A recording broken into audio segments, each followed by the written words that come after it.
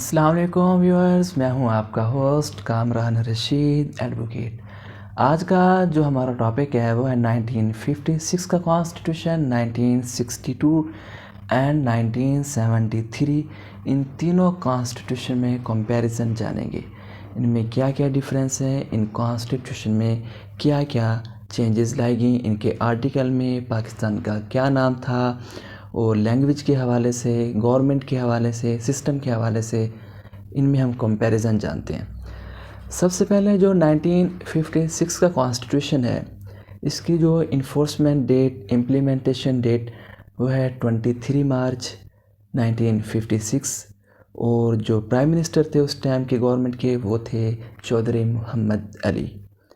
और जो 1962 का कॉन्स्टिट्यूशन है, इसकी जो इन्फोर्समेंट डेट है वो है 8 जून 1962 और जो उस टाइम हेड ऑफ स्टेट या प्रेसिडेंट थे वो थे अयूब खान। फिर जो 1973 का कॉन्स्टिट्यूशन है, इसकी जो इन्फोर्समेंट डेट है वो है 14 अगस्त। जो प्राइम मिनिस्टर थे वो है जुल्फ़िकार अली भुट्टो उस टाइम के। ये था इनकी डेट ऑफ इन्फोर्समेंट।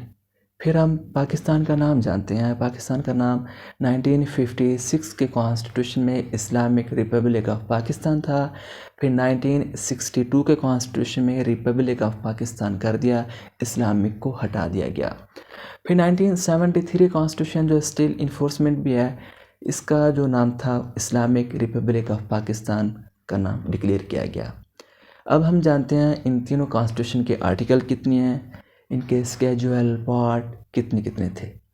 जो 1956 का कॉन्स्टिट्यूशन है, इसके जो आर्टिकल हैं वो है 234 और इसके जो पार्ट्स हैं वो है 13, स्केजुअल थे 6।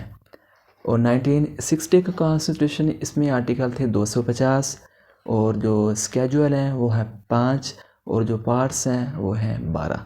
1973 कॉन्स्टिट्यूशन, इसके जो पार्ट्स हैं वो भी 12 हैं, लेकिन जो इसके स्केजुअल है वो है 7।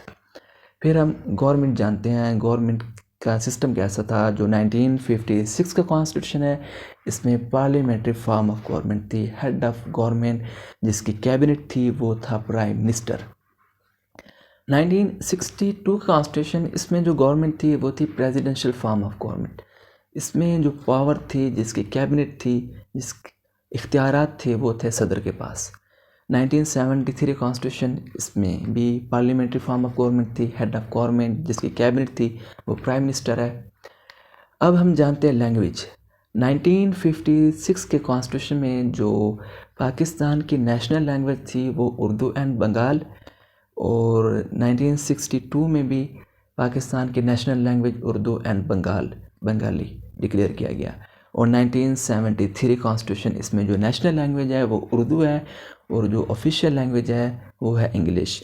लेकिन कॉन्स्टिट्यूशन 1973 ये मेंशन है कि जो ऑफिशियल लैंग्वेज इंग्लिश है ये 15 ईयर्स 15 सालों तक वैलिड है।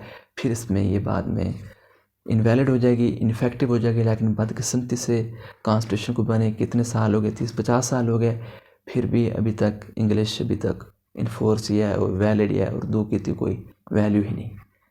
खैर जानते हैं, फिर आगे हम जानते हैं लेजिस्लेचर असेंबली। 1956 के कॉन्स्टिट्यूशन में यूनिकैमरल था, एक ही हाउस था, नेशनल असेंबली। 1962 के कॉन्स्टिट्यूशन में भी unicameral, one house, national assembly. और 1973 कॉन्स्टिट्यूशन में बाईकैमरल था, अपर हाउस जिसको सेनेट बोलते हैं और लोअर हाउस जिसको नेशनल असेंबली बोलते हैं। और इसके बाद हम ये जानते हैं जो प्रेसिडेंट था, इसकी क्या क्या एज क्वालिफ़िकेशन, एलिजिबिलिटी एज की ज़रूरी थी।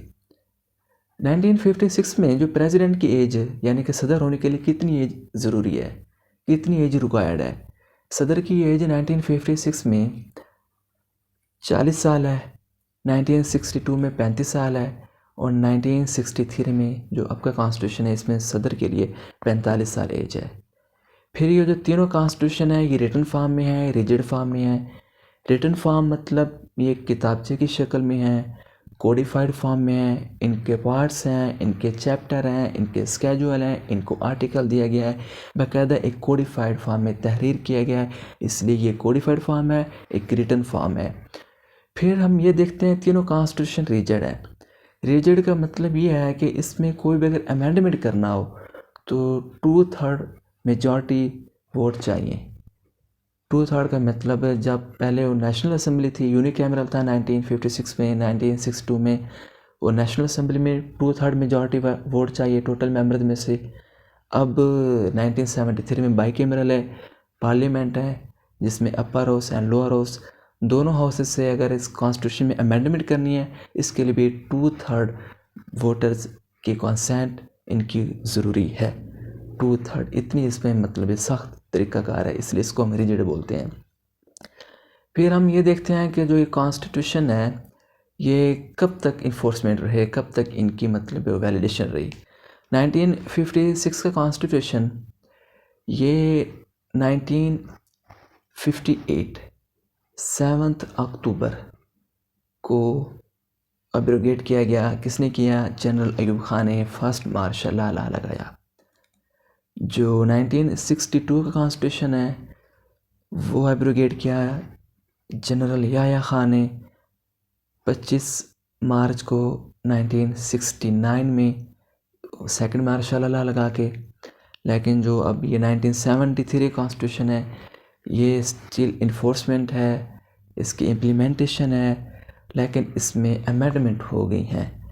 अब तक इसकी 25 अमेंडमेंट हो गई हैं, लेकिन ये एब्रोगेट नहीं हुआ, सस्पेंड हुआ है 2 बार। पहली बार सस्पेंड हुआ 5 जुलाई 1977 को, ज़िया-उल हक ने सस्पेंड किया। फिर इसके बाद जनरल मुशर्रफ ने 12 अक्टूबर 1999 को इस 1973 के कॉन्स्टिट्यूशन को एब्रोगेट किया। फिर हम इलेक्शन का मेथड भी देख लें। इलेक्शन का प्रोसीजर जो 1956 में इसमें डायरेक्ट इलेक्शन का प्रोसीजर था, 1962 में इनडायरेक्ट है, 1973 में भी डायरेक्ट है। ये था आज का हमारा लेक्चर। अगर कोई पॉइंट्स मैं बताना भूल गया हूँ तो आप मुझे कमेंट कर दीजिएगा और मेरी वीडियोस को लाइक कीजिए, चैनल को सब्सक्राइब कीजिए। शुक्रिया। अल्लाह हाफिज़।